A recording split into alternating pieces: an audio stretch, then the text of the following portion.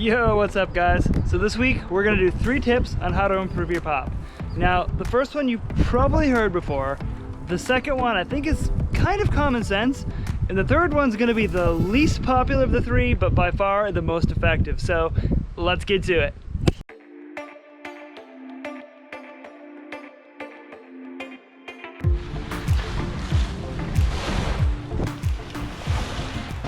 Alright, so tip number 1, and this is the one that I think probably everybody's heard before, but that's spend a couple months just riding without fins.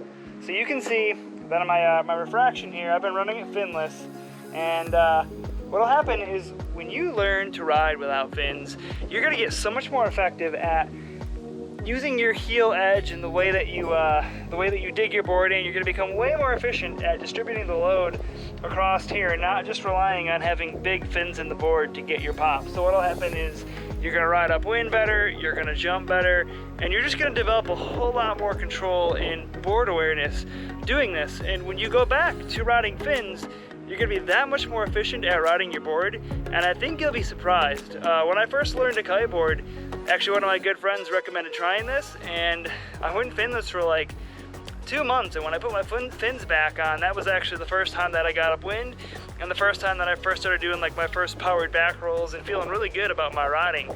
So this one little tip, this one small step, it's kind of a common idea, but if you implement this and do this, you'll be amazed at the results that you get in 2 months' time just learning to ride finless. Now, for the second tip, this one is actually a bit more gear related. I don't want to make this a gear video because I really am of the camp that it's more about hours on the water than the actual gear that you're using, believe it or not.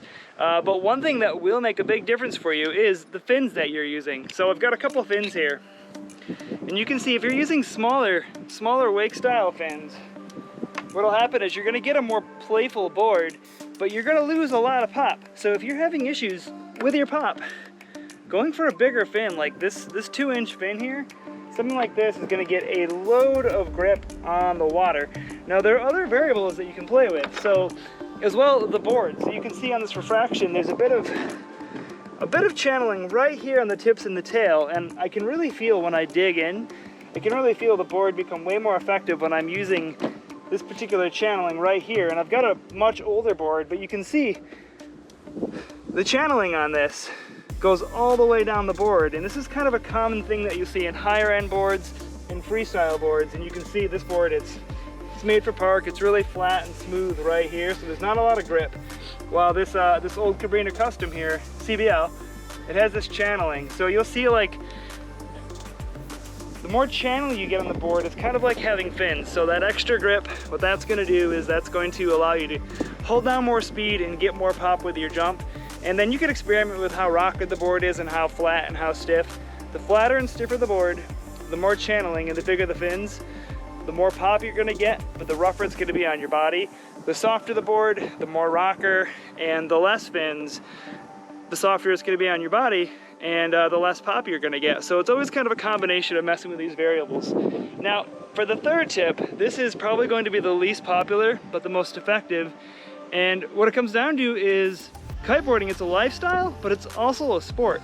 So if you work on your athleticism and just get your core stronger, work on things like running stairs, doing squats, and just improving your leg strength, you're gonna be amazed at how much more powerful your pop is and how big your jumps can actually be. And this just comes down to picking a training regimen. So whether you're doing barbell squats, body weight squats, pistol squats, jumping upstairs, box jumps, anything that's gonna strengthen your legs and your core is going to help you generate way more pop because you're gonna be able to hold down more speed and you're just gonna be more explosive on the water. So pick a regimen, go online, find something, whatever you like to do, and work on strengthening your legs and your core, and you're gonna pop way harder when you get back on the water. So that's it for this quick tip. If you guys found this video helpful, please give it a thumbs up, help me out. Don't forget to subscribe to the channel, and if you have any questions, let me know, and we'll catch you next time.